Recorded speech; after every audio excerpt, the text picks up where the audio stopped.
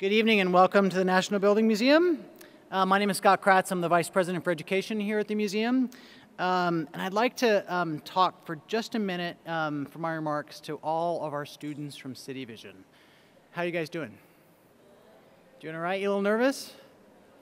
No, look at that confidence. It's great. You guys are going to do fantastic.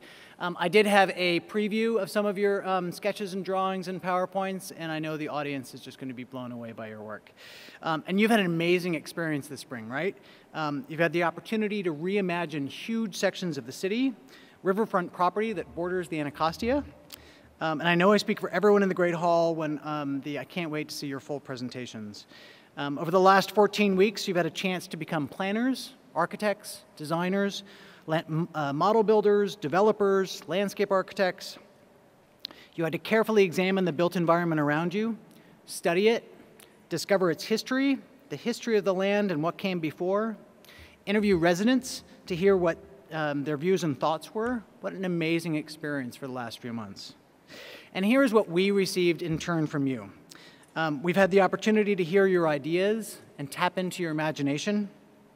Mentors who worked with you, such as professionals from the National Capital Planning Commission, it's their job to plan and think about how the city looks, feels, and functions for the future generation, and that's you, that future generation. Throughout the spring, they had direct access to hear what you like about the capital city, its challenges, and perhaps most importantly, carefully listen to your ideas and to your imagination. After today, I hope you consider careers as planners, architects, designers, landscape architects, and understand that if there's something about the city that doesn't work, to get engaged. As a citizen, as a city council member, a mayor, or maybe even president. Think big, dream large, and always pay attention to the world around you. A huge congratulations to each and every one of you.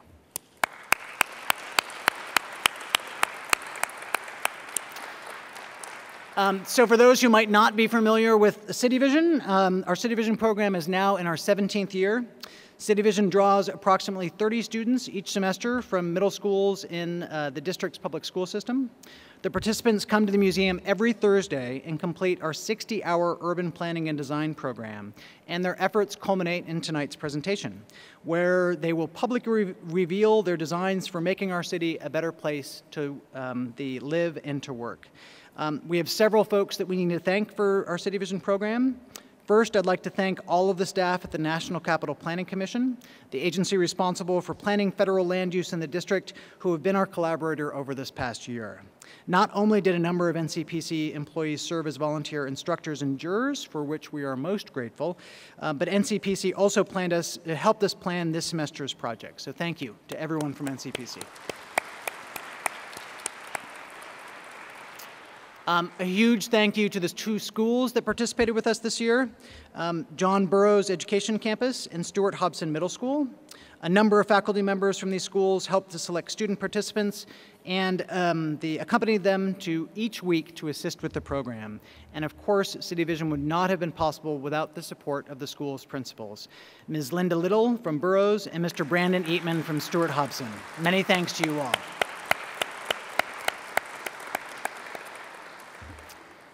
I also need to thank our museum staff, because this program would not be possible without the work of Jamie Telford and Andrew Costanza, who run each of our outreach programs. They do a terrific work and make a positive difference in students' lives every single day. Please give Andrew and Jamie a big round of applause.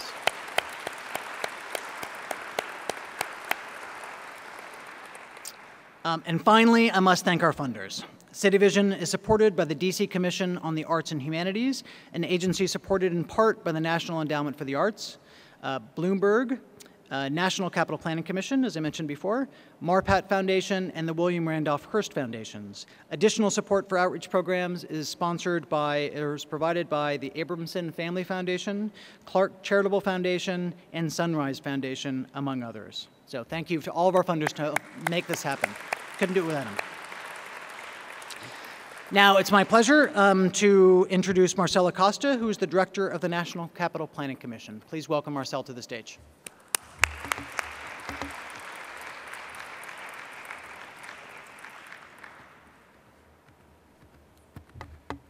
Well, good evening. Are you ready?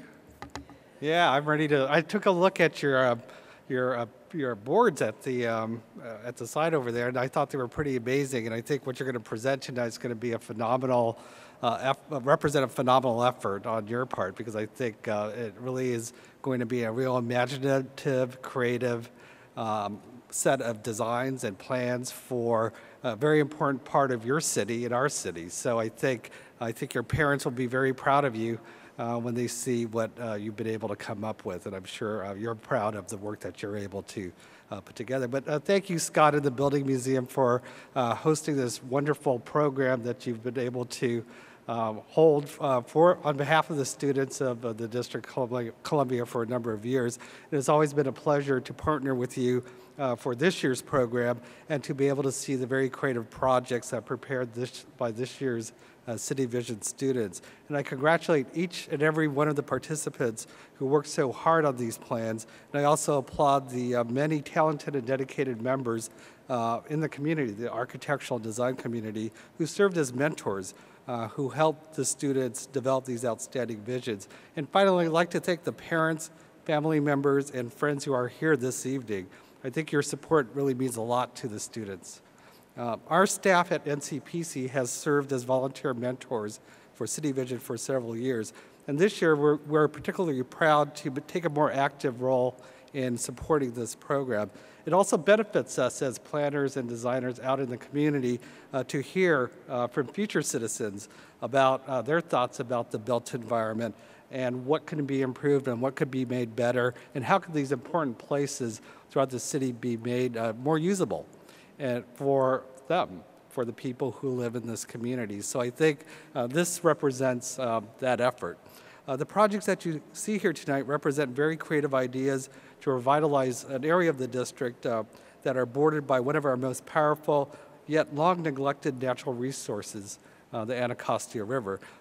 There's a lot of activity going on along the Anacostia River. The District of Columbia, the federal agencies, the private landholders who own land there and are responsible for development and planning of these areas have put a lot of time and effort into making this truly one of the most important places in the District of Columbia. As you may recall, many years it was a very long, it's been long neglected by a lot of people. But I think there's a lot of renewed focus and attention being paid to this important part of the area. And just last month, federal, state, and local leaders pledged to protect the Anacostia watershed because it is so vital to not only the city but to the region through a $2.7 billion restoration plan. So that just shows the amount of thinking and investment that people are making in this very important part of the city.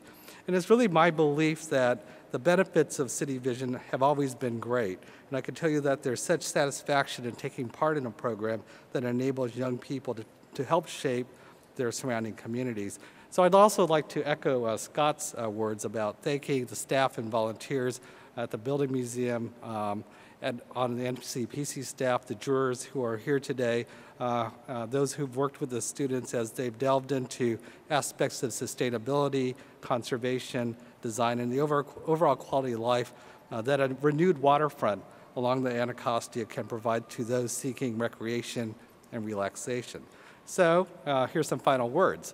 As you move forward in your life, know that your work this semester stands as a testament to what can be accomplished with perseverance and dedication.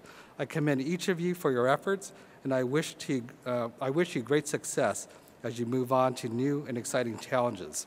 So congratulations, and we look forward to seeing some great presentations tonight. Have a great evening.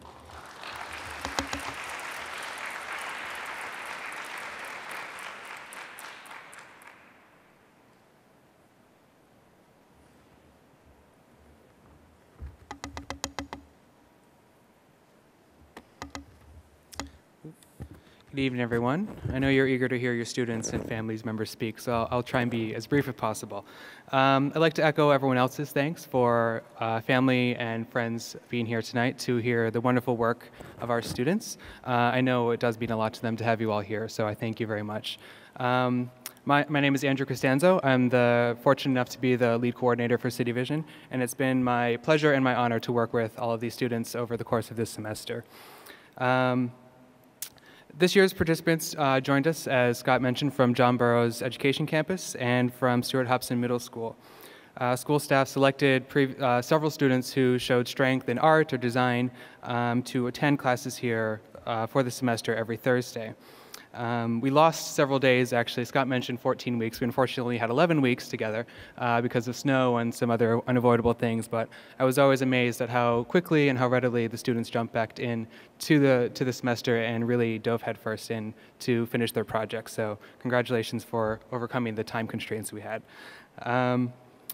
But from the initial days where the students were working as strangers and people they had never known and learning new skills, they've really come a long way and are cohesive groups now who have common goals. And to do that, they took on a very large responsibility. They agreed not only to do the extra work they had to here and sort of learn all these new skills, but they also agreed they had to keep up their grades in school. So it was quite a large responsibility that they all took on, and they did a fantastic job with it. So as they developed these new skills, things like technical drawing, scale measurement, sketchbook keeping, model building, and so many things, they used all these newfound skills to go to sites on the Anacostia River and explore how to make the city a better place. So through their drawings, their land use maps, their photographs, their surveys and interviews, each of the teams evaluated their data and came up with their own solution on how to improve the emerging area in Southeast Waterfront.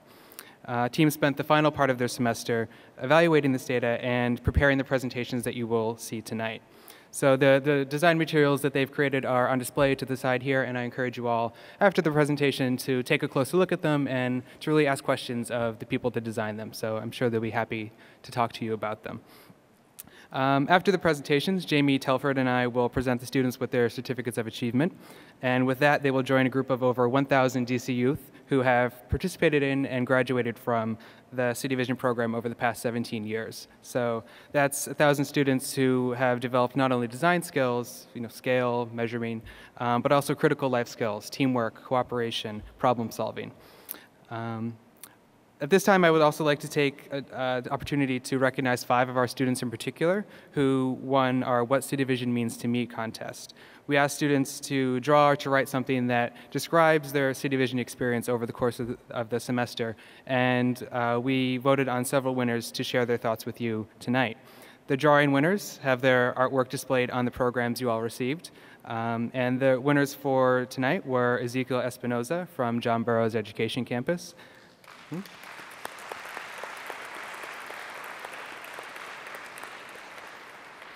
and Grace Mitchell from Stuart-Hobson Middle School.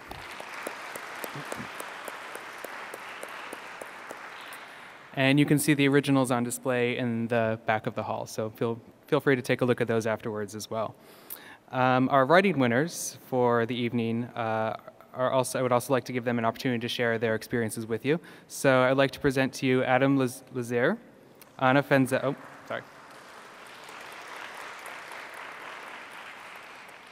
Anna Fenzel, and Evelyn McPherson.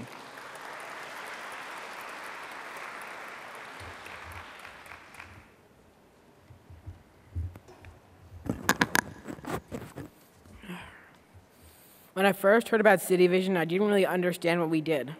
Before it started, I thought it was just an excuse to get out of school, and nothing more.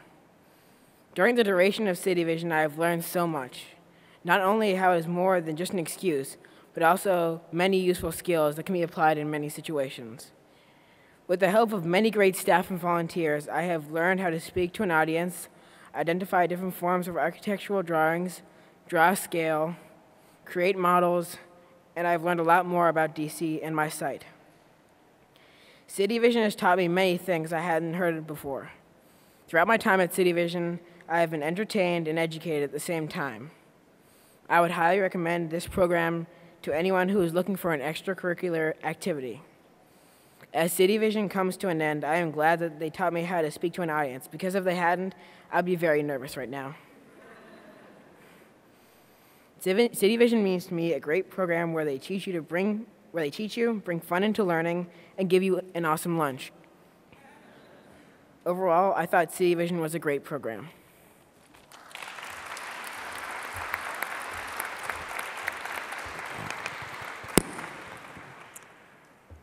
To me, CityVision is an amazing experience. It has helped me learn about communicating in front of an audience, drawing to scale, model making, working in a team, the design process, information about architecture, as well as careers in each of those things. Every person in the class is excited about the day's lesson, including the volunteers. And let's not forget the lunch. CityVision uses a lot of what we already knew, like multiplication, division, or our great art skills, and teaches how to use them in the real world. Our big project for CityVision this year is what to do with the southeast waterfronts. My group, Poplar People, are working on Poplar Point. We have made a PowerPoint and a model to show what we think should be put there to make it more attractive and a more popular place. CityVision means taking something and working together as a group to make it better. I am honored to be a part of CityVision 2010. Do you by any chance have one that's not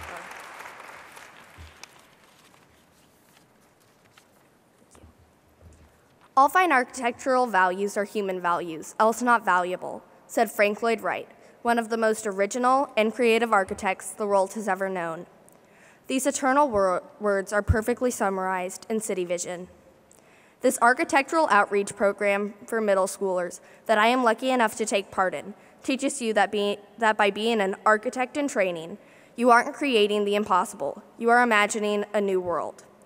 Although this quote seems perfectly fitting, another one takes dramatic applause away from Frank Lloyd Wright's words. Copiers do not collaborate, were some of Antonio Gaudi's words, which also place themselves into the idea of CityVision. They encourage you to think outside the box by showing who you are. Still, CityVision teaches you the basics of architecture: scale, elevation, plan, section, etc. It seems as though CityVision means a lot to a lot of people, me being one of them. Truth be told, I probably would never have been able to be in such a great program if the opportunity had not come up through CityVision. So at a bare minimum, all that I can say is thank you to such a phenomenal program. So thank you so much, CityVision. When I look at my peers surrounding me at CityVision, I, like everyone else, cannot see their future. But I wouldn't be shocked if through CityVision, one of them has been inspired to become an architect. So when I see one of my fellow architects 20 years from now, I fully anticipate to talk to them about how great this experience has been for us.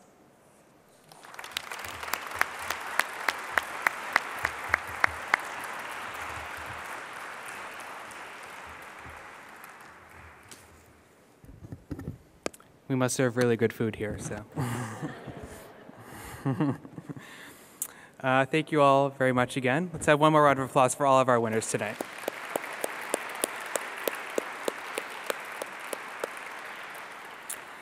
So at this time, I would just like to introduce our panel of jurors who have joined us today. The jurors have been instrumental in helping the students evaluate their projects and have provided feedback previously at our interim presentations earlier in the semester. Tonight, the jurors will give their final comments on the student designs. Our jurors also come from a variety of fields in design and education. Elizabeth Miller is a senior urban planner and designer at the National Capital Planning Commission and a former CityVision volunteer. Barbara Laurie is an associate at Devereux Purnell Architects and Planners. Susanna White is not with us tonight. Suzette Paulino is a graduate student at the Washington Alexandria Architecture Consortium and a former CityVision volunteer as well. Joyce Cepas is a staff assistant in the Office of Revitalization and Design at the DC Office of Planning and a former CityVision volunteer. Anita Hairston is the Senior Associate for Transportation Policy at PolicyLink, as well as a former CityVision volunteer.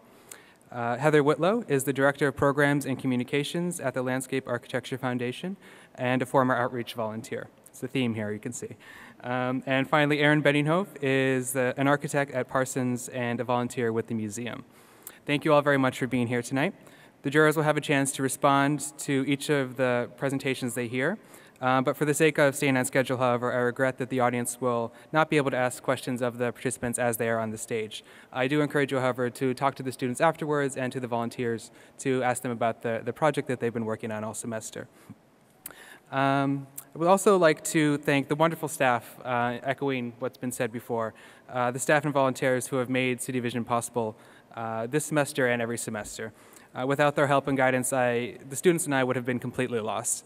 I've learned with them, I've laughed with them, and I truly appreciate their eagerness to help, their ability to change plans on a dime, which we do a lot, and their genuine care for the participants of the program.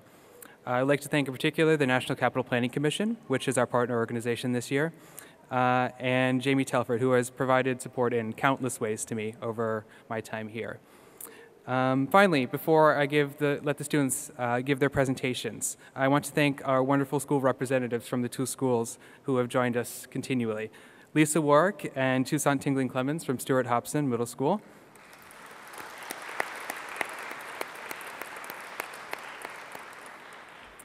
And Catherine Ross and Mr. Ferry from Burroughs Education Campus.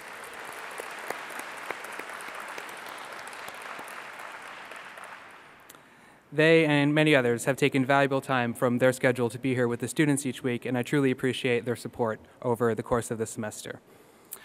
So you've heard enough from me now. I'd like to turn it over to our student presenters now.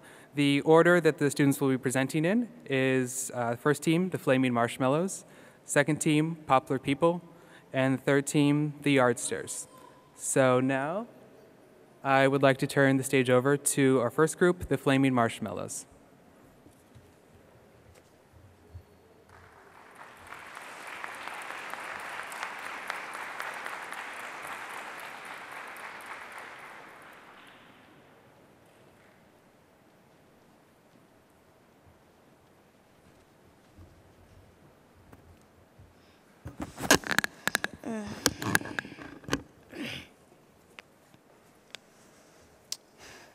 Hi, my name is Tony, and our team is the Flaming Marshmallows.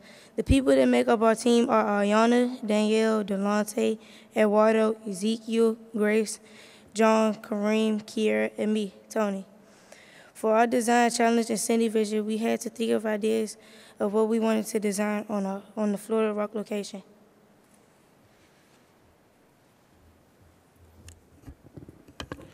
Hi, my name is Delonte Washington, and this map right here just shows where our school is and where our location is. The two schools are John Burroughs Education Campus, Stuart-Hobson Middle School, and the Florida Rock.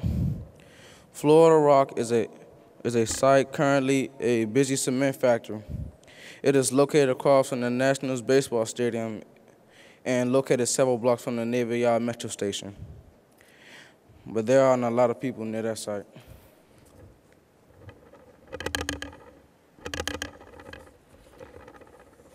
Hi, my name is Ayana. I'll be talking a little bit about the history of the Anacostia River waterfront.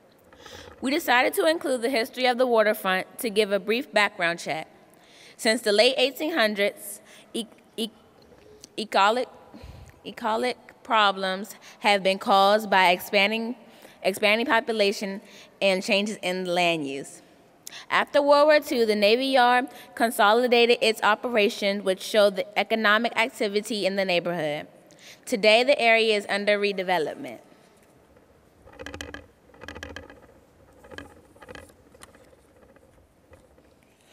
These are some pictures that can give you an idea of what our site looks like now. This picture is a picture of a cement truck from our site. There are a lot of cement trucks that enter and leave the site, the cement factory, which makes the site noisy and creates traffic. This is a picture of a conservation dock that is located next to our site. There are some additional pictures. There are some additional pictures of our site. The pictures on the left is a building of a cement factory. The picture on the right shows the baseball stadium, which is across from our site. This is a list we came up, we call it a pros and cons list. The pros are things we like about our site are that it is near the river, it is next to a ballpark, it is a blank space for work, and it is metro accessible. The cons of our site are the river is polluted, there are lack of recreation and things to do in the area. It is loud because of traffic, and it is near a busy highway and bridge.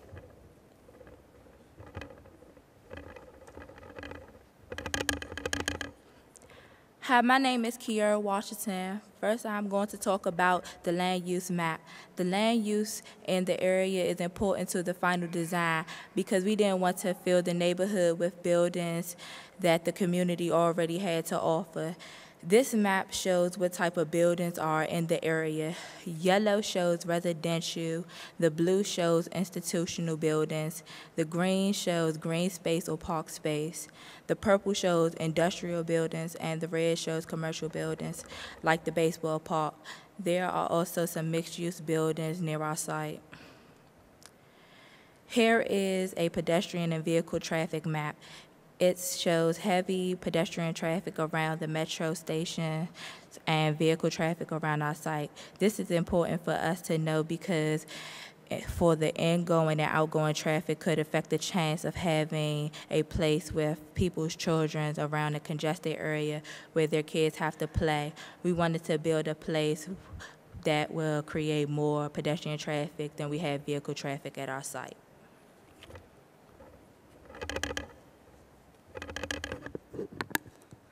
Hi, my name is John. We interviewed people who worked or lived in the area and asked them what they would like to see built in the neighborhood.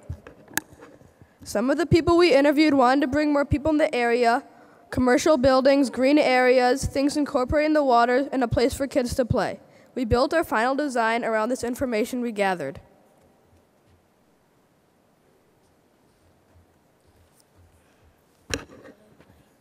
Hi, my name is Kareem. I'm going to be talking about a brainstorm process. From my interviews of people who lived or worked in the area, we learned that they wanted some activities and things to do before and after a baseball game. They wanted to be able to go to some restaurants and parks with a lot of green space. Since there are different things people want, we created a mixed-use space. On the left is a picture of our concept board and some design ideas.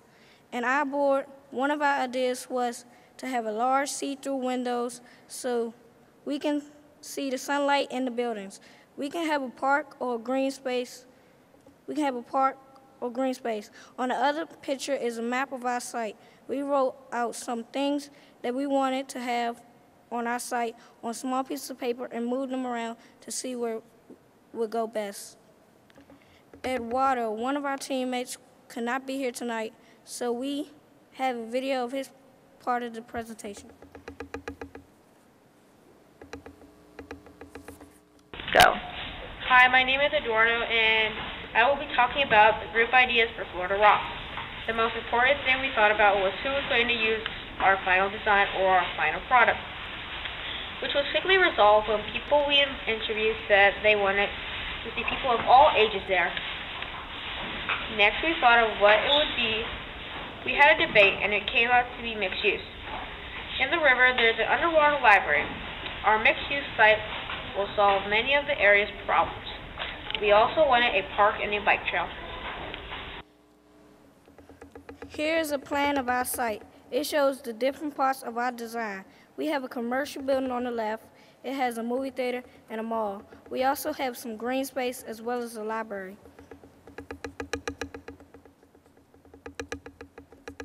We had many ideas for green space, such as a bike trail, open space to play in, lots of trees and benches. Here's a sketch that shows one way the green space could look.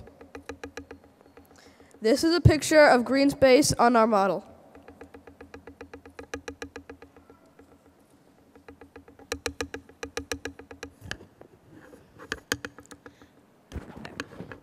I'll be talking about the commercial part of our design. We decided to have a commercial area because in our interviews we learned that people wanted a place to go with a lot of things to do. Here is a plan of the building. We decided to have an arcade, a movie theater, a place to eat, and stores for shopping.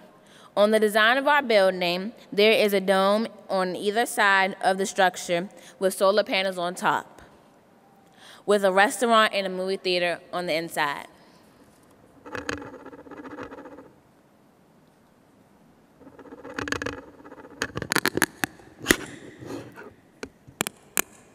Hello, my name is Grace, and I will be talking about the design of our commercial building. In the building, we have 3 levels with stores, restaurants, movie theaters, and an arcade. On top of the building, we have a rooftop garden. The building is made of granite and marble and UVA and UVB screening glass. Also, we have solar panels on top to help power the building. The Green Top is a rooftop garden on top of our commercial building where people can relax and grow produce and flowers. There is a fountain and there are benches shaded by trees and plants if people want to relax.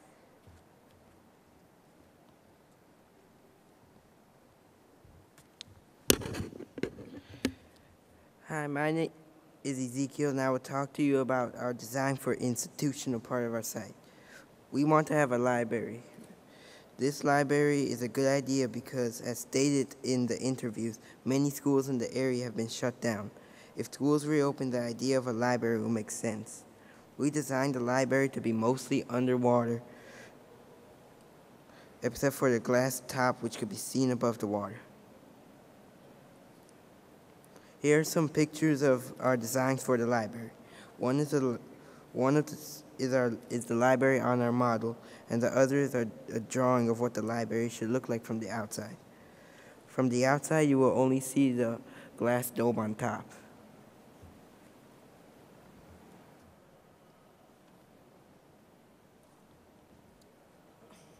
Thank you. Hi, my name is Danielle, and today I'm going to be reviewing the main parts of our final design. Some of our main parts were that we don't have our green space near the highway because the cement trucks and other traffic make a lot of noise. Instead, we put commercial buildings near the highways and added soundproof walls to limit the noise. Now let's talk about the green space. We put in the northeast corner of our site. The green space contains a bike path, picnic areas, plants, and places to sit in the shade and play. Also, as a group, we came up with a library that is underwater with a dome above the water. We designed a library like this because it is unique and it takes up no space on the site. This is a model of our final design. On the left top corner is our commercial building, and there's a beautiful brown bike trail leading out of the building, and right in the middle of the bike trail is a fountain surrounded by benches for people to sit down and rest. On the side of the bike trail is the underwater library. The black and yellow lines surrounding the board are the roads. This is our final design for our site, Florida Rock.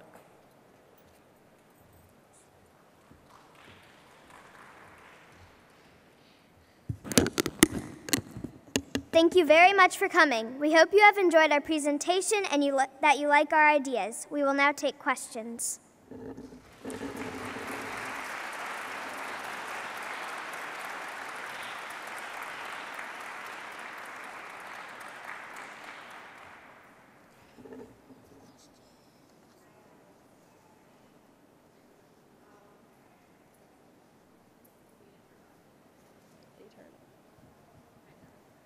Hello? Hello?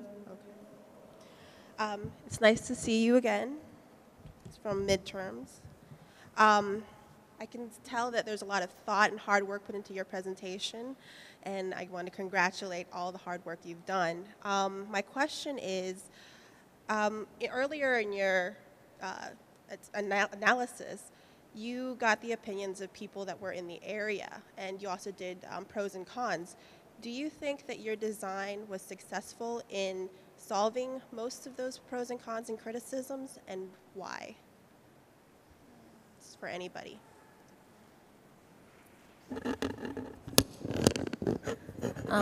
I think that our design was successful in doing that because it was a mixed-use space that has different uses for the community. So a library, even though there's no schools there, there's still a chance at the library where you can learn new things. There is green space where people can hang out and still enjoy nature, and which would include playgrounds for children and everything, and families. and there's still a commercial side where you can go shopping or go to the movies and enjoy yourself.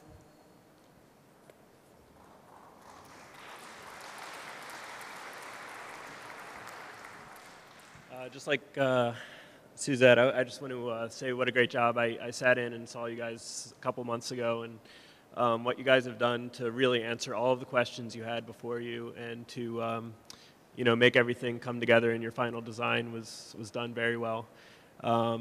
So my question, I guess, is more for the design team. I know the last time I saw you, you had, I think I saw 3 different designs, and they all had great ideas.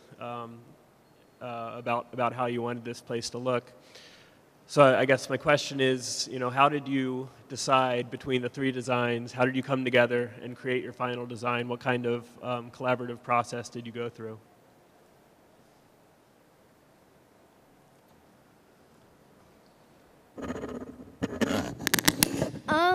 I think we just sort of talked it out and used a little bit of everybody's ideas, so we just compromised. Very good. And you guys did a great job. Thank you.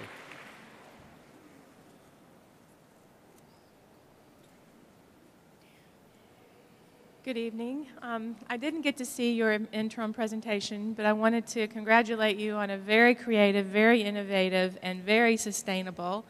A lot of nice green ideas were incorporated into your project, so congratulations and all that. Also, your presentation was very good. I had a list of questions, and you answered most of them before you got through, so that's actually just a good sign of a well thought out and good presentation. But I do have a couple of questions, and actually 2. The first is, what actually informed the shape and the form of your commercial building? Is there anything that why you created that particular shape or form? I know you located it near the highway to help buffer sound, but what was the shape about?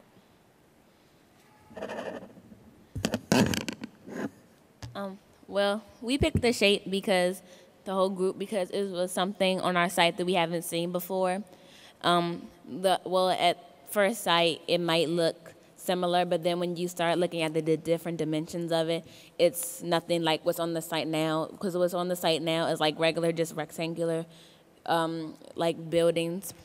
And what we do have that rectangle shape, but on the sides we have domes and cylinder shapes to make it more different than all the others and to stand out, so people will come to it. Great, thank you.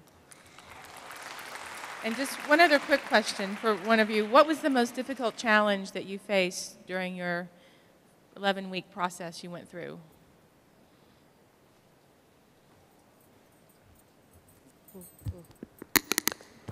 The most difficult challenge that we faced while creating our site was how to incorporate the library with the commercial building. Because if we put both of them on the same site, it was not going to be enough space for what we wanted. So we decided to incorporate the Anacostia River and put it in the river. Thank you.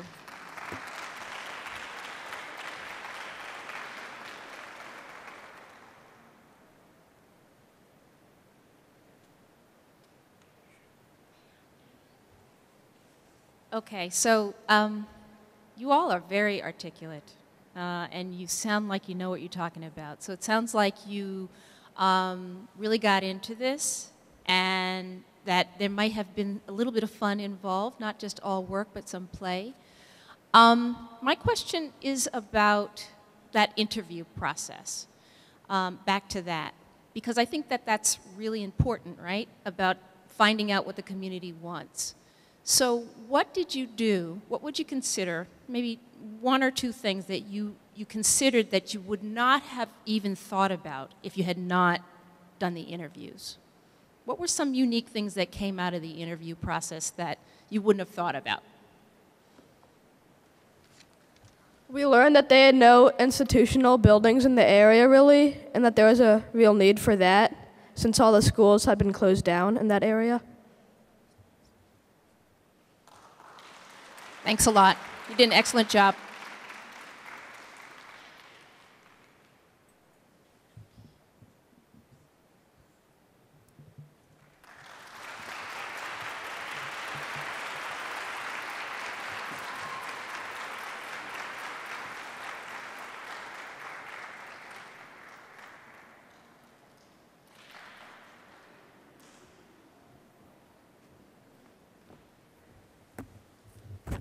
Thank you very much, Flaming Marshmallows. Wonderful job. Our next group that's going to be presenting is the Poplar People.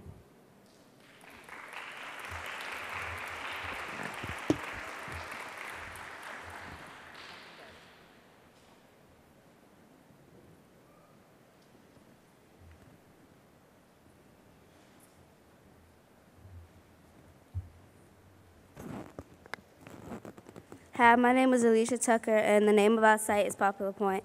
I'm going to introduce my group, the Poplar People's names: Jack Ewart, Tanika Jackson, Evelyn McPherson, Anna Fenzel, Jason Wedge, Rashad Whitaker, Antoine Tanner, and Monisha Dyson. And the volunteers are Tony DeMiglo, Bob Lenhart, Ryan McWayne, and Evan Howe. Now I'll hand it over to Jack, and he'll give you an overview of our project. Hi, my name is Jack Ewart, and I attend Stuart-Hobson Middle School, and I'm talking about CityVision this year. This year, CityVision focused on the southeast waterfront. Our group, the Poplar People, focused on Poplar Point. It's a grassy area across the river from the National Stadium and the other two sites, Florida Rock and the Yards.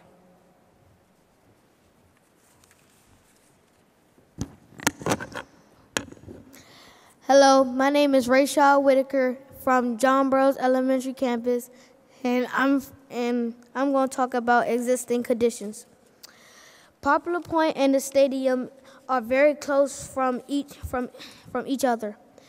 This is how it looks from the National Park side of the river. Our site is very close of the center of DC. The water doesn't drain well on the area. You have a great view of the neighborhoods on the other side of the river.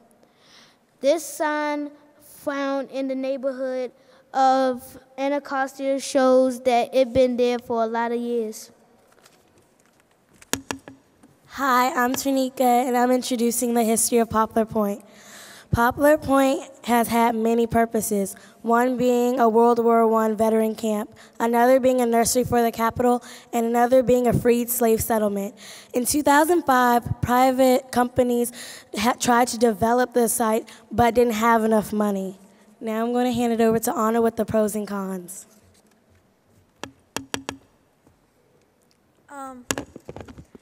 Hi, my name is Anna, and I'm from Stuart-Hobson Middle School. I'm here to discuss the pros and cons of Poplar Point as it is currently. A few of the pros are the sounds of the river and the grass are very peaceful and calming. There is a lot of open space. There is room for development, locks to sit on, quick parking, and it is public. The cons are that it was not well drained. Some parts were inaccessible. The smell was really bad. It was noisy because of the bridge and the cars going across it. There was a lot of trash and the river was polluted. The proximity to the water and the elevation, and it was also not pedestrian friendly. Hi, my name is Jason Wedge from Stuart-Hobson Middle School, and I'll be talking about the challenges and the unavailabilities in the community. There was a lot of challenges in the community, including community pride and unity, neighborhood publicity, pedestrian transportation, pollution, nature and wildlife. The unavailabilities of the neighborhood was business and offices, park and recreations, crime prevention, culture institutions, schools, grocers and retail, healthcare, entertainment, public transportation, and youth programs. These interview results guided us to the final design for Poplar Point. Hi everybody, my name is Evelyn McPherson, and I'm going to talk to you about our thought process and brainstorming. After our first site visit, we were inspired by the nature surrounding Poplar Point. This was later a large part of how we decided to keep some of what we had. This let us know that we wanted to keep it as green space or mixed use. We also wanted to look at the history that Tanika has talked about. So we wanted to make sure that we included gardens in our final design so that we could incorporate how it used to be a nursery. Through our interviews, we discovered a need for community unity, and this became a large part of why we had a rec center and a community garden in our design. When it came to creating our final design, what we decided to include were a rec center, a botanical garden, a community garden, a tranquility garden that will hopefully take away from the smell, a farmer's market, underground parking to save room, and a water ferry to make it more accessible. Take it away, Antoine. Hi, my name is Antoine, and I will speak about the proposal for our site in detail. One of the items is the recreation center. The recreation center will have many educational rooms. Another one of the items is the dog park that will have a ramp that leads up to a place where the dogs will be penned in. Under the dog park is an underground parking area where people will be able to park and walk to the rec center or the dog park. On our side, we will have 4 types of gardens. One of these is the community garden, where the gardening teachers from the rec center will be able to teach gardening lessons. A tranquility garden is another type of garden that we will have. The various amounts of herbal scents will allow people to relax. To entertain visitors, our ornamental garden will have sculptures and other types of art. To bring in visitors, we are offering a water ferry service. This water ferry service will be able to take people across the Anacostia River to and from Poplar Point and the National Stadium. To make the most out of their time, there will be riparian buffers along the banks of the river, which will be the first thing they see when they arrive. All of these proposed items of our site should tie the community members on both sides of the river together.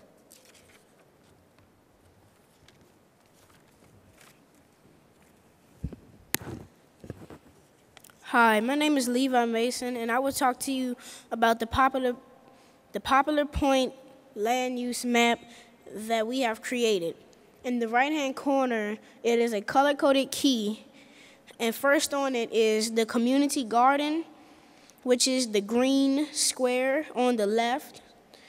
And next we have the dog park / parking garage, which is right next to the color-coded key, and it's in a triangle.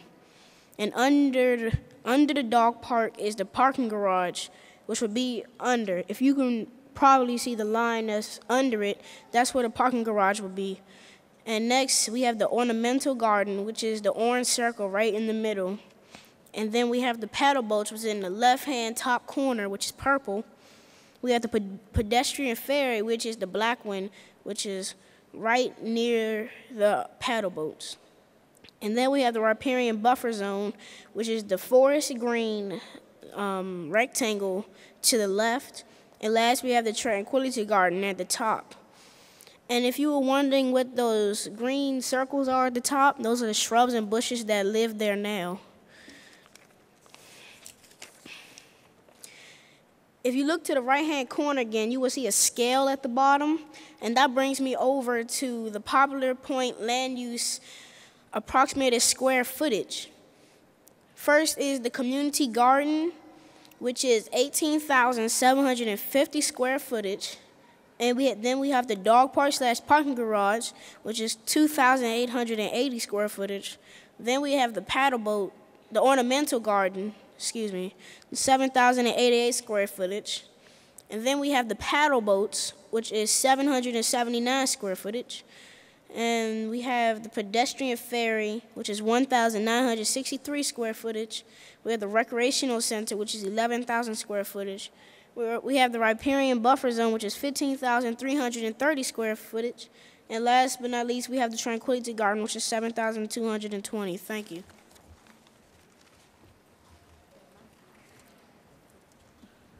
Hi again. I'm now going to be talking to you in depth about our rec center, which is not to be confused with a rec center used for sports. This is more for the use of arts. Now for the rec center, we wanted to incorporate the history and the community in our design. So we made the entrance so that it looked as if it were a row house, such as the ones in the local neighborhoods. In this, we wanted to make the rest of it look modern, though, to show how we've come and what it might look like now. In our rec center, we included band rooms, art rooms, and even some generic classrooms. If this were real, we would definitely think that it would be in wide use through the community. My name is Monisha Dyson, and I attend John Burroughs Educational Campus. This here is the Arts and Recreation Center plan for our first floor. Here we have a band room, an auditorium, classrooms, and several practice rooms. We also have a stage that extends outdoor for outdoor events. And now for our second floor, we have a staff lounge, a lobby, 2 bathrooms, a computer lab, a kitchen, and several art rooms.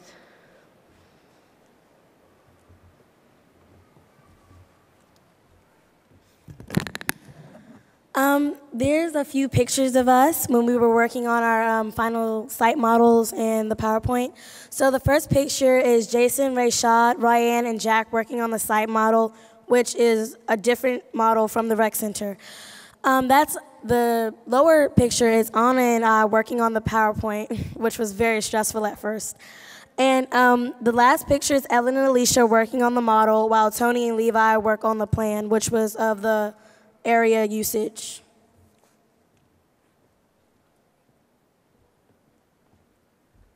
Okay, so the first picture to the left is a picture from the front or the south side of the rec center. And the second picture is the back or the north side of the rec center showing the outdoor stage, which is for music. The one to the left is the first floor of the recreation center, which has multiple classrooms and band rooms and stuff. And then the second picture is the second floor.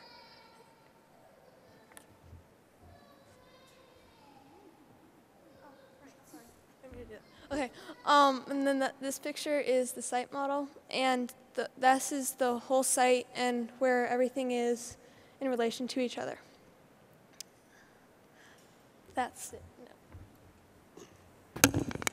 We think that our design for Poplar Point will create a unique and versatile public space that will attract residents of the whole area. We hope that this will fulfill the wishes of the community to make Anacostia Park a lovely public resource and an eco-friendly, stable habitat for wildlife. Thank you so much for your attention, and we will now open up the floor for any questions or comments you may have.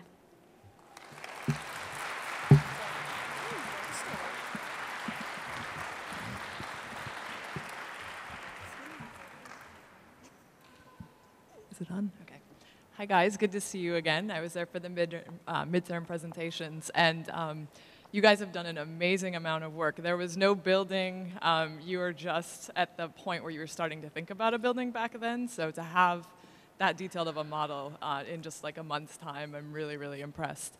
I have a question. You guys obviously have a lot of stuff going on the site, and I really commend you for keeping as much open space as you did. I wondered if you thought about how many of the people using the site might come from the local neighborhood versus the rest of DC, and how those different groups would get to the site and move around in the site once they're there. Well, we knew that because the neighborhood is, even if they couldn't walk there, they could also take the subway. And I think that we took into consideration of the neighborhood. And if they could have walked there, because it's right down Anacostia Park, and most people walk there instead of like drive. So that's what we basically had in mind, so yeah.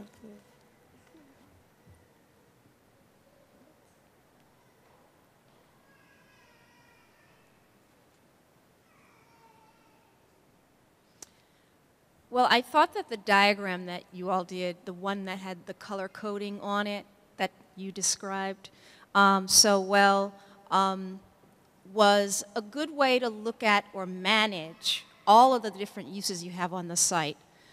But can somebody explain to me how you decided on that layout? Like, was there a central scheme? Was it a radial scheme? How did you decide what went where on the site in relationship to each other? Go ahead. So we decided to put things accordingly so that, say for example, it would have a very nice scenic area. Now for some of the gardens, like the Tranquility Garden, for most of the gardens we would want to put it in places where it was soil, where the soil was very fertile, which would be smart to have it alongside the river. But when we were deciding to do most of the stuff, we wanted to make sure that they fit each other well and fit the open space accordingly, so that we could have trails through the woods, but also so that the gardens could have nice spaces to themselves so that they weren't all crowded together. Good. Can one of you explain to me what you mean by community publicity, and how did you resolve that?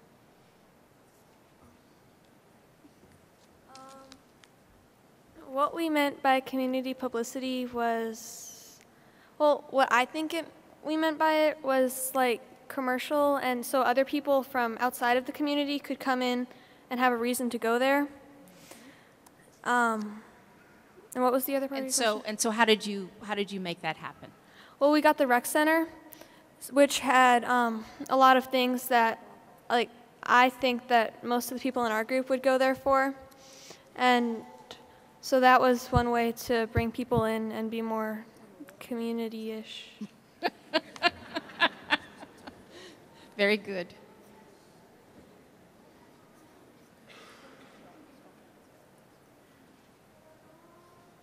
Hi, I haven't met you yet, but what a fantastic job. I really like the site plan. It's incredibly unique. The building, the way you thought about the stage opening out onto the sort of recreation, the site itself was very fantastic. I like that you thought about recreation for people of all shapes and sizes, including dogs. It's very, very cool. One question I have is kind of a follow-up to the first question, which is about the issue of the connection into the surrounding area. And you had an image right at the beginning of sort of the underpass of a highway. And I was just wondering if, when you were walking around the site, if you had any ideas for how you could maybe beautify the area under the highway underpass. Well, we put a riparian buffer zone by our water taxi, which makes it kind of look like flowers and pretty. Okay, great. I actually have another question too. Since I really like your ideas about recreation, I didn't know if when you were at the site, if you thought about maybe any big picture, big vision ideas for something along the river, along the waterfront, the kind of entire span of the waterfront in DC. Or what you'd really like to see happen along the water. So when you go to Poplar Point, what you see is this huge thing of grass that, especially for kids like us, it is actually a lot of fun to go and work your way through this. So actually pulling an idea that is very pulled together, but also incorporating the nature, was the big part that we saw when we were there. When you're there, although the river does smell some, you get this overwhelming feeling that you're in a really beautiful spot, even if the river might have some pollution. So we definitely wanted to keep in touch with that by adding these gardens to make it maybe even more of a beautiful scenic place. Great. All right. Thank you.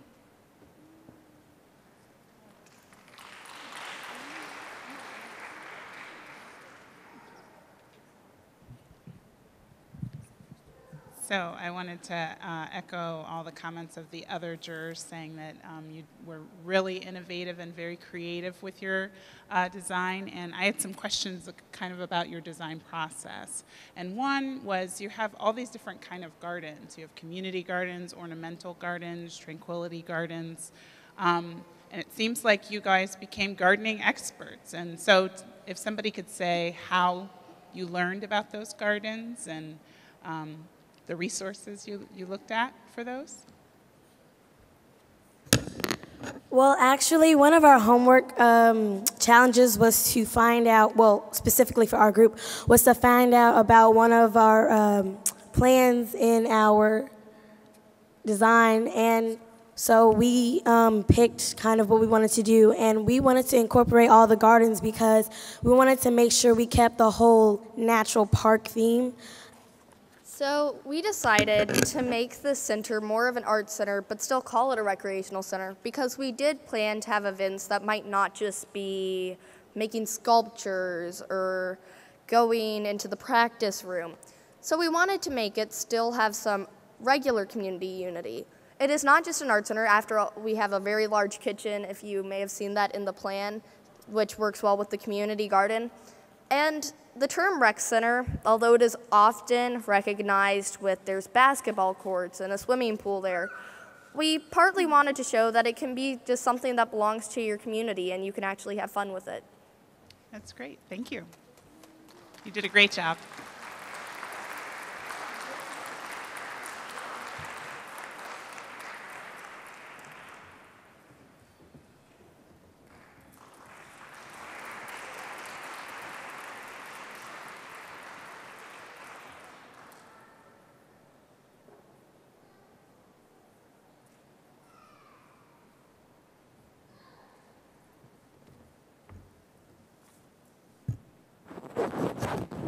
Sorry. Okay, thank you very much. And our final group for the evening is the Yardsters.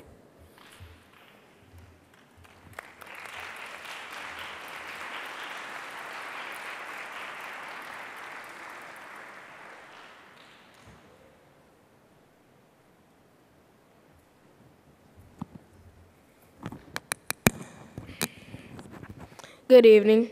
My name is Ryan Jones, and we are the Yardsters. We are 6th, 7th, and 8th graders from Stuart-Hobson Middle School and John Burroughs Educational Campus. We visited the Navy Yards near the National Stadium. Over the last few weeks, we've made a proposal for this site, and now I will pass it on to Aaliyah. Good evening. My name is Aaliyah Joyner, and I will be talking about the history of the Navy Yard site. The Navy Yard was a former ship yard located in southeast Washington, D.C. It was created in 1973. Formerly, it was served as Marine Corps headquarters. It currently serves as administrative and ceremonial offices of the U.S. Navy. It was designed as a national landmark in 1976. Hi, I'm Tarina Jackson, and I just want to say these past few 11 weeks, not only have we been working towards the final presentation, but we've been learning different things such as river terms like a riparian buffer, which played a role in the final presentation. And we learned other things and participated in workshops that taught us about scale, land use, and environmental issues that helped us with the final project as well. With the final presentation being our main focus, we started using these lessons and they played out a major role. Other than the hands-on activities, we visited this site 3 times. And the first visit, we went to get a general feel of the site, and we evaluated the size, what was already there, and et cetera. Now Ashley will tell you about the second site visit. Good evening. My name is Ashley Allard. On our second site visit, we conducted surveys. We separated into 3 groups and walked around the neighborhood. We asked many different people who were workers, residents, and passerbys their opinion about the area. The reason we did these surveys was to find out what to put in our site. The survey consisted of many questions about what the people felt. Overall, they wanted more entertainment, youth programs, and grocery and retail stores. They also said that there was limited food choices, limited commercial areas, a lot of traffic and insufficient parking, and that there was a lack of entertainment. Now we have a clip of one of our surveys. This area needs restaurants, it needs cultural institutions, and it needs some nightlife. Okay. And more people who live here. Okay. What would you change or take out? What would I take out? I would change it by having more people live here and adding more restaurants. What I would take out is maybe there's a little bit too many office workers in the neighborhood. And what mode of transportation do you prefer? Horse. No, just kidding. Bicycle. I like bicycle best. So maybe if they added some bicycle paths down here too, Okay. it'd be great. Is that it? Yeah. Okay, thank you. Have a nice day. Bye. Our graph further demonstrates what we learned about our surveys. Our third site visit, we visited the Capital Waterfront Business Improving District office. And there we saw a model of DC, but it really focused on the waterfront. And we saw it helped us with building our own model and using techniques that they use. So. I'm a part of the mapping team. We've made 2 different types of maps, a land use map and a traffic map. And now I'll pass it on to Zerk, who will explain our traffic map. Hello, my name is Zerk. We have the traffic map because we want people to have no trouble coming to our site. The map shows us where the cars can go and the pedestrians can walk. It also shows the streets, other buildings, car traffic, and proposed parking. I am also a member of the mapping team. The land use map tells us how the neighborhood is currently used. It identifies the major land use in the neighborhood. Each of the colors represents something different. Yellow represents residential, red represents commercial, blue represents institutional, purple represents industrial, green represents open space, and orange represents mixed use. My name is Angela Johnson, and I'm going to tell you about some of the pros and cons of our site, which helped us decide which things to keep and which things to take away or replace with better things. Our pros were that our site is large, there are important views like the Capitol and the stadium, there's not a lot of previous development, and it is metro accessible. The cons were that it's a construction site, there's not enough residential, the parking is expensive and scarce, and there's not enough retail, and there's heavy traffic flow. Once we had our pros and cons, we looked through magazines to find potential interior and exterior designs that gave us ideas for our site, and we put them together as a collage. Good evening. My name is Adam Lazier. We decided to split our site into 3 zones. Our 3 zones were the waterfront, recreation, and entertainment. We created a model for our site. The pink represents the waterfront, the blue represents the entertainment, and the green represents the recreation. We also used a 3D designer called SketchUp to plot our layout for our site. In this SketchUp design, it shows our grocery store with apartments and a rec center. The waterfront consists of a buffer zone, an entertainment row, paddle boats, a pier, and an arena. Our teammate Jessica Swilly could not appear at this presentation, so we recorded her talking about the waterfront. The waterfront area is an area where people can come and enjoy the river. The restaurants near the waterfront area are so people can come in and sit down and look at the river. The restaurants are only 1-story high so that people can sit from other buildings and look at the river. The boardwalk is so that people can come and walk on the boardwalk and get a closer view of the river.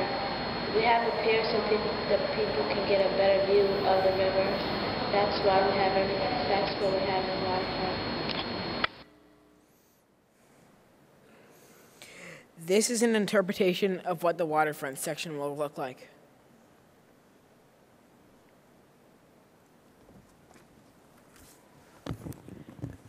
Hello, my name is James Seals, and I will be talking about the recreation zone. The recreation zone has a pool, a track, a tennis court, soccer, football, and baseball fields, a garden, a dog park, and a Ferris wheel. We have a pool with a track around it on the top of our roof. We have a tennis court for people who would like to play tennis. We have a soccer, football, and baseball field for people who would like to play those sports. We have a garden for people who like to plant flowers and trees. We have dog parks for people's dogs to walk in, just in case the dogs can't go into any regular park. And we also have a Ferris wheel for people who want more entertainment for themselves. Hello again. The third zone is the entertainment zone.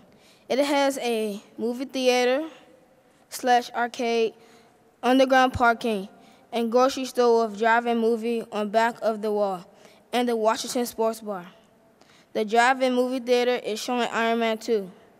We put Spider-Man and Iron Man out so we can attract attention. The sports bar is a place for sports fans to eat and watch games. Thank you.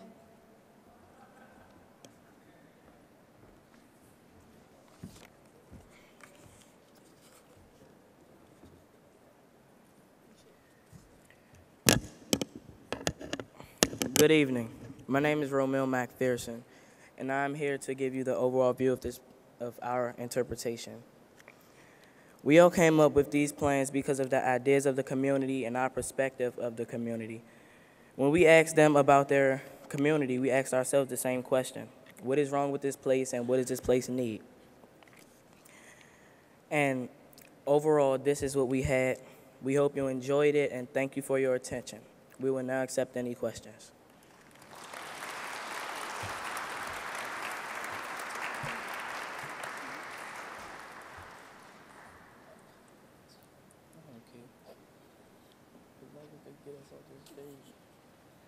Good job. When can I move there? I want to say I really like the way that you incorporated just about every type of land use onto this site and really made a community. I think that would be something really dynamic and really exciting for the waterfront. And actually, many aspects of it reminded me of some of the piers in New York City. So I have a couple of questions for you. The first is, on your land use diagram, you showed some industrial areas, and then one of your cons was a lot of heavy traffic flow.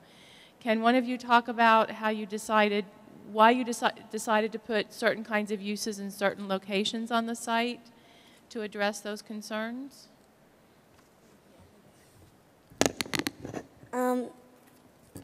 We have those three zones where they are. Well, the waterfront is there because we have the boardwalk by the waterfront. The recreation zone, which is where by the more the traffic is, it allows more people to get there. And as you walk down, like more pedestrian, we have more pedestrian paths there. So. And we have a point where no cars can be there, and they can park underground. So I guess we just incorporated pedestrians and drivers in our site. But I think that more of the driving traffic is up north of our site, and I think that's a little bit easier for anyone who wants to enter the site. You also mentioned that you visited the site 3 times.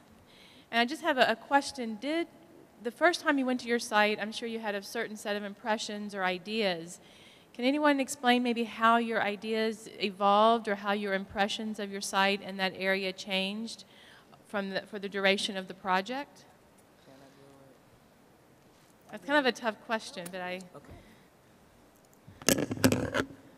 Well, when we first saw this site, like, we seen that we had like a lot of space to work with.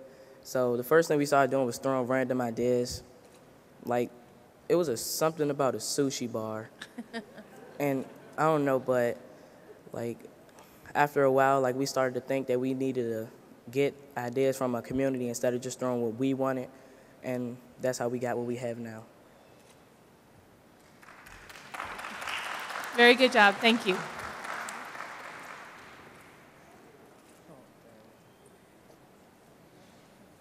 So in the beginning of your explanation about what was important in the project, one of the things was taking advantage of the views, right?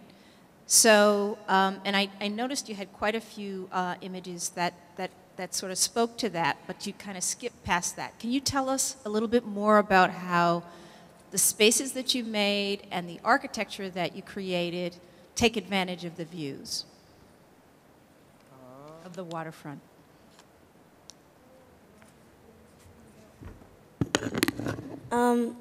The waterfront views, like the stadium and things like that.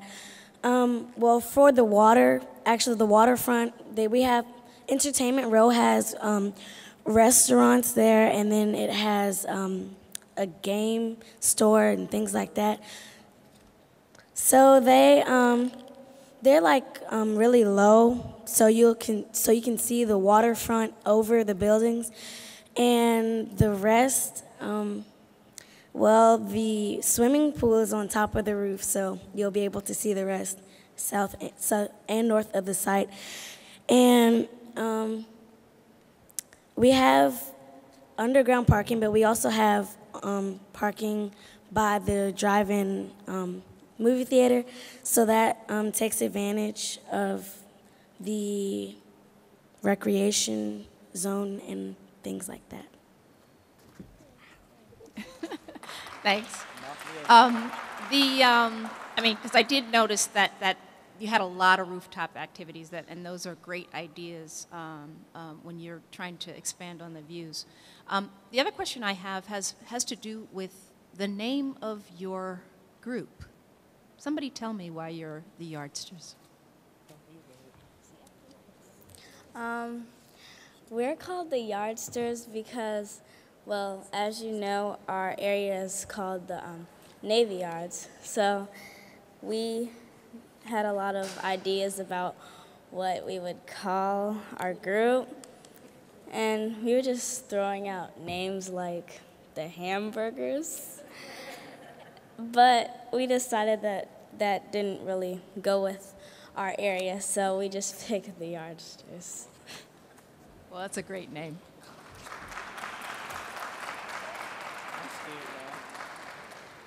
Great job, you guys. I had a question. Who are the SketchUp artists? Who was doing that? That's some amazing work, you guys. That's great. My second question is, you guys said you met with some of the people at the Capitol Riverfront bid, the Business Improvement District, and I'm curious, I'm sure they know sort of what kind of development is going in with all that construction, and I'm wondering how some of what you're proposing compares with some of the things that they told you are being constructed there.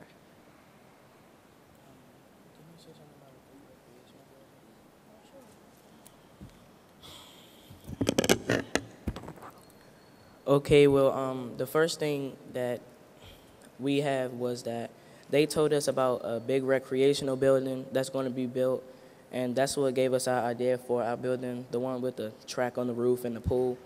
We added our own ideas, but they were going to build the recreational building, so that's where we got that idea from.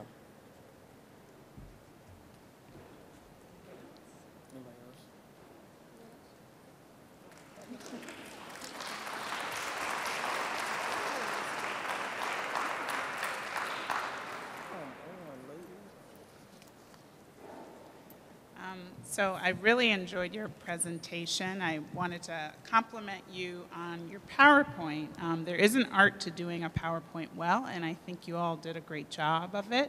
You incorporated a video of the person that you interviewed, and you picked the right one because he was very humorous. And I also appreciated the images that you had of the collage, that PowerPoint is really meant to evoke and be a way to engage people visually, and you did an excellent job of that. So that's a comment.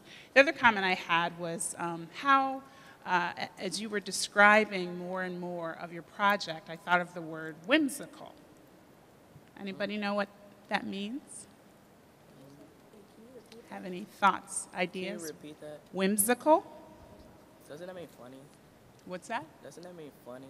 It's funny, playful, makes you think of your youth, that kind of thing. And I really thought of the word whimsical because when you put the basketball court on the side of the building, obviously people can't play basketball inside of the building unless there's Spider-Man, which you put in your plan that you had there. And so you had all of these images that made people have fun with it. And sometimes I think as planners and designers, we forget to have a good time.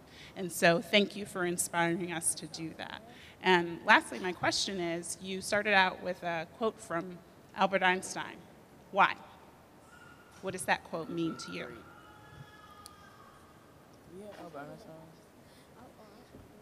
I think that we put the quote there to be a lot more smart. I think that we put that because it really helped us, and when we looked at it and we understood it, it really meant something to us, because you do have to be, you do have to get started to be great. So, yeah. That was excellent and very inspirational. Thank you.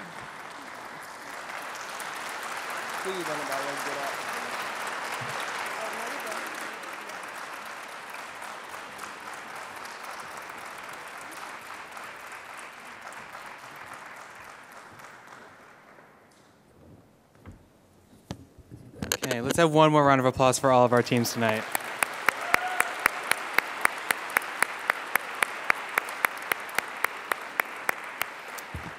If there's one thing you've learned, it's riparian buffer, and I'm proud of that. So good job for including that in. So at this time, I would like to give the certificates to our student participants for successfully completing the program. Now that your students have finished the program, the National Building Museum would like to offer you and your family a one-year family membership to the National Building Museum. The family membership entitles you to discounts on programs and special invitations, and in order to allow your whole family to participate, it is under the name of your parents and guardians. And you can find that information in the envelopes in the table in the back of the hall here. So feel free to grab that before you go out tonight. So to the students, I encourage you all to continue to visit us here. I've really enjoyed working with you, and I hope that you have enjoyed the process as well. We have other programs for you to go into: Investigating Where We Live, which is a summer program, a design apprenticeship program, which is a design build. You get to use power tools. So keep us in mind and always come back and visit us. We'll always be here. So it's been a pleasure working with you. Thank you very much.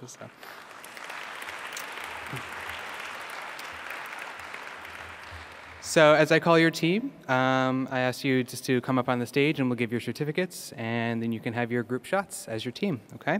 So in the Flaming Marshmallows, we have Tony Hawkins,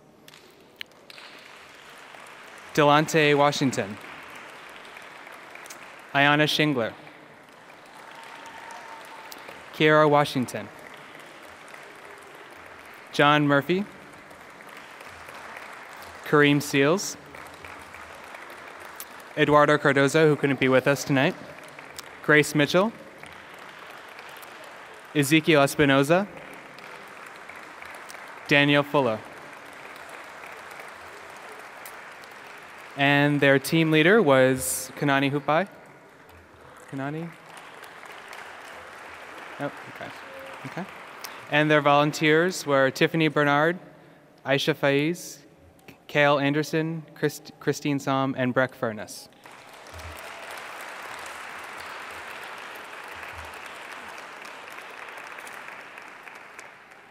Okay. All right. Thank you, guys. Thank you very much. All right.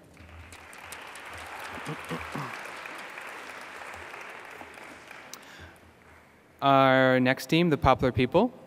The participants for this team are Alicia Tucker, Jack Ewert, Rayshad Whitaker, Ternika Jackson, Jason Wedge, Evelyn McPherson, Levi Mason, Antoine Tanner,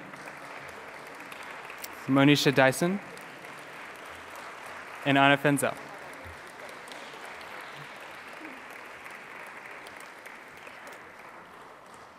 The team leader is Evan Howell.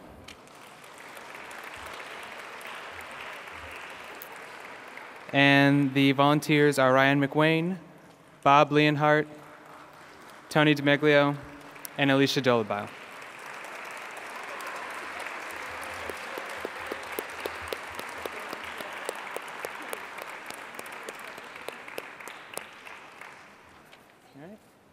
Thank you very much.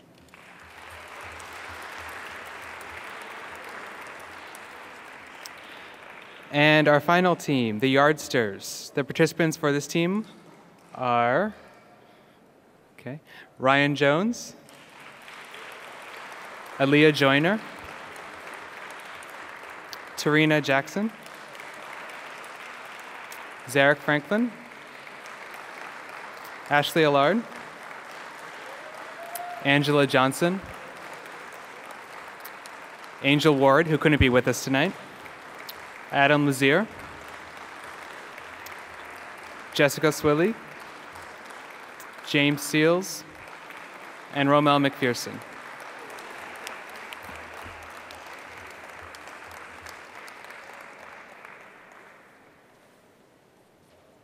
I think I messed up the order. And the team leader is Jackie Wright.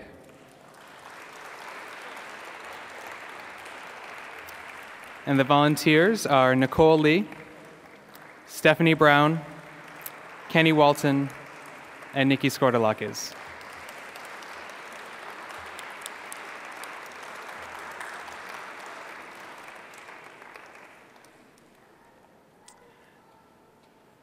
All right. So with that, congratulations again to all the participants, and thank you all so much for coming tonight.